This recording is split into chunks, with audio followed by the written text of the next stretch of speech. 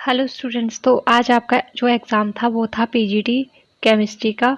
तो इसमें से जो आपका बीएड पोर्शन था उसके अंदर बहुत ही इजी आपके जो क्वेश्चंस थे वो आए थे।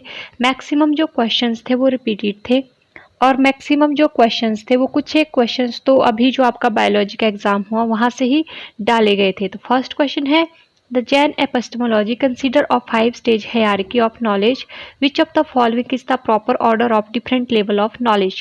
तो ये क्वेश्चन एज इट इज़ ही पूरा का पूरा उठाया है। तो इसका जो राइट आंसर है वो है ऑप्शन नंबर सी, मति श्रुति अवधि। ये वाला आपका यहाँ पर आ जाता है। नेक्स्ट है आपका epistemology is the branch of philosophy which deal with the theory of. तो एपिस्टेमोलॉजी कौन सी ब्रांच है फिलॉसफी की और ये किससे डील करती है। तो हमने ये बहुत ही डिटेल में पढ़ा था कि एपिस्टेमोलॉजी का मतलब ही क्या होता है, नॉलेज। ठीक है। Next one is the which statement is are true as per Buddhist philosophy. ये क्वेश्चन भी आपका रिपीटेड है, परसों वाले एग्जाम में भी ये क्वेश्चन हमने देखा था। तो इसका right answer option number D यहाँ से आ जाता है।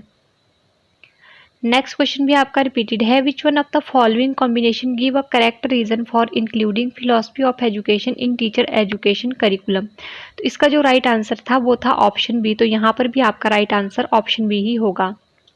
Next one is the education was brought in concrete list according to which amendment of the constitution.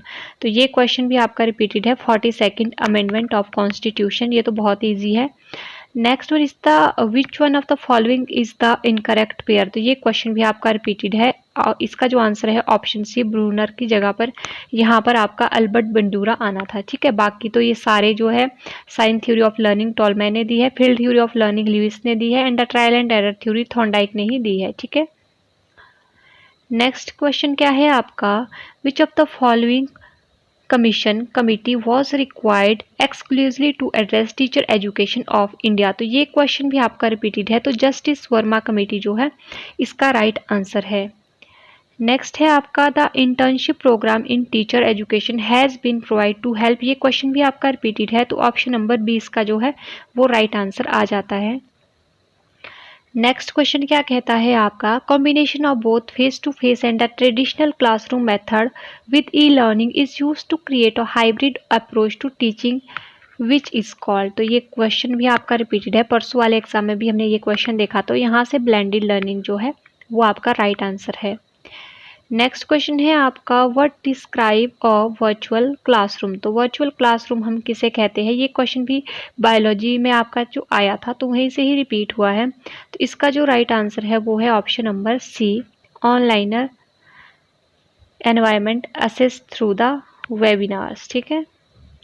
Next question है आपका, what term is use to describe the real time remote collaborative between individual in different location through audio and video communication technology। तो ये question तो बहुत ही easy है। इसमें क्या है, वीडियो कॉन्फ्रेंसिंग हम उसको बोलते हैं। Next one is the which one of the following is not a quadrant of स्वयं। तो जो गेमिंग है वो क्या है, क्वाड्रेंट नहीं है स्वयं का। तो यहाँ पर हमने डिस्कशन फोरम की बात करते हैं, असेसमेंट की बात करते हैं, वीडियोस की बात करते हैं, लेक्चर्स की बात करते हैं, बट हम गेमिंग की जो बात है वो यहाँ पर नहीं करते हैं। ठीक है। 4 क्वाड्रेंट की जब हम बात करते हैं तो इसमें हमारे 4 क्वाड्रेंट रहते हैं। Which of the following is an emerging trend in e-learning। तो आजकल का जो ट्रेंड है वो क्या है, ट्रेडिशनल क्लासरूम लर्निंग, तो ये तो यहाँ से नेगलेक्ट हो जाता है। फिर है पोस्टल कम्युनिकेशन, फिर है radio broadcasting and the mobile learning. तो आजकल का जो सिनेरियो है वो क्या है, मोबाइल लर्निंग बेस्ड है, क्योंकि हम सब जो भी पढ़ते हैं सारा अपने मोबाइल से ही पढ़ते हैं। ठीक है। Next one is the which of the following represent ICT integrating teaching learning strategy. तो इसके अंदर बहुत सारी आपके ऑप्शन है, फ्लिप्ड टीचिंग लर्निंग, तो ये हम बात करते हैं टीचिंग लर्निंग स्ट्रेटेजीज में आईसीटी के अंदर। फिर है ब्लेंडेड टीचिंग लर्निंग, ये भी हम बात करते हैं। फिर है एडुसेट बेस्ड टीचिंग लर्निंग, ये भी हमारा आ जाता है। फिर है वीडियो कॉन्फ्रेंसिंग, तो ये भी हमारा जो है यहाँ पर आ जाता है। तो इसका जो राइट आंसर है वो आ जाएगा आपका option number D, A B C D, है ना, ये सारे आपके इसके अंदर आ जाते हैं। नेक्स्ट हमारा क्वेश्चन है question number 17.5, which of the following reflect the stand to be taken by a teacher advocated existentialist education. ये तो क्वेश्चन आपका बहुत ही बार रिपीट हो चुका है। तो ये किसकी बात करते हैं, value are subjective and personal की बात। नेक्स्ट है, free and compulsory education was recommended by. तो इसकी रिकमेंडेशन जो दी थी वो दी थी कोठारी कमीशन ने। ठीक है। तो यहाँ से ये क्वेश्चन आपका रिपीटेड है, ये क्वेश्चन पहले भी आपसे पूछा गया था। नेक्स्ट है आपका, which of the following institution is directly responsible for the professional growth of school teacher in India. तो ये भी NCERT इसके अंदर आ जाता है, ठीक है। नेक्स्ट है, सर्व शिक्षा अभियान adopted which of the following. ये भी वही क्वेश्चन है, जीरो रिजेक्शन पॉलिसी। सारे क्वेश्चन आपके वही यहाँ पर देखने को मिल रहे हैं। नेक्स्ट है आपका, which of the following programme are related to quality improvement in service education. तो इन सर्विस एजुकेशन में जो क्वालिटी इंप्रूवमेंट है उनके लिए फॉलोइंग इनमें से कौन सा जो है प्रोग्राम है। पहला है foundation course in teacher education. ये क्वेश्चन रिपीटेड है, ये हमने पहले भी बात की थी, तो ये तो यहाँ पर नहीं आएगा। तो स्किल डेवलपमेंट प्रोग्राम यहाँ पर आपका आ जाता है। फिर साथ ही साथ में आपका इंडक्शन ट्रेनिंग आपका आ जाता है, and the micro simulation and the competency development, ये सारे आपके यहाँ पर आ जाते हैं। तो ऑप्शन नंबर सी आपका यहाँ से करेक्ट हो जाता है। इसके अंदर आपका बी, डी और ई इंक्लूड हो जाते हैं।